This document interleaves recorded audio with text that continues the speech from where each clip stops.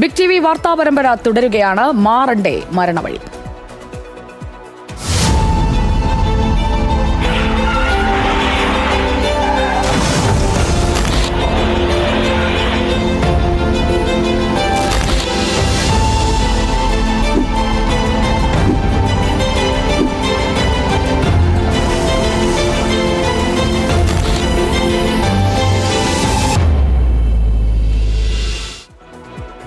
സുരക്ഷിത ഗതാഗതം സംബന്ധിച്ച് വയനാട്ടിൽ നിന്നുള്ള ഒരു പഠനം ദേശീയതലത്തിൽ ഇപ്പോൾ ശ്രദ്ധേയമാവുകയാണ്.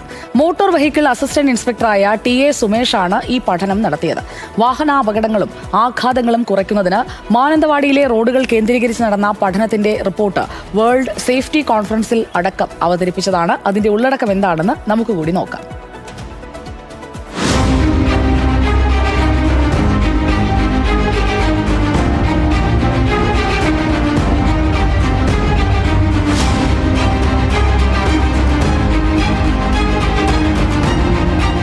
റോഡ് അപകടങ്ങളെക്കുറിച്ചും ആഘാതങ്ങളെക്കുറിച്ചുമായിരുന്നു ടി.എ. സുമേഷിന്റെ പഠനം.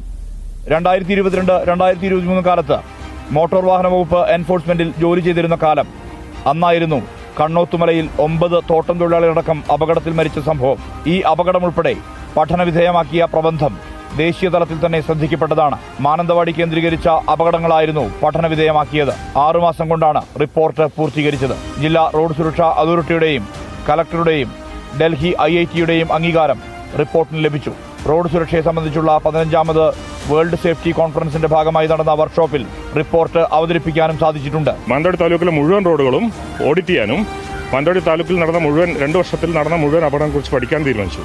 അങ്ങനെ ഞങ്ങൾ അത് കുറേ DCRBയിൽ നിന്ന് പോലീസിൽ നിന്ന് ഡാറ്റ കളക്ട് ചെയ്തതിനു ശേഷം അത് അനലൈസ് ചെയ്ത് അതിൻ്റെ ഏത് ഏജ് ഗ്രൂപ്പിലുള്ളവരാണ് അപകടം ഉണ്ടാക്കുന്നത്, മാനന്തവാടി തന്നെ ഉള്ളവരാണോ അതോ പുറത്തുനിന്ന് വരുന്നവരാണോ അതർ സ്റ്റേറ്റിൽ നിന്ന് വരുന്നവരാണോ, ഏത് സമയത്താണ് പീക്ക് അവറിലാണ് അപകടം ഉണ്ടാകുന്നത്, ഗുരുതരമായ അപകടം ഉണ്ടാകുന്നത് പീക്ക് അവറിലാണോ, അങ്ങനെ എല്ലാം വിശദമായി അനലൈസ് ചെയ്തതിന് ശേഷം നമ്മൾ റിപ്പോർട്ട് തയ്യാറാക്കി.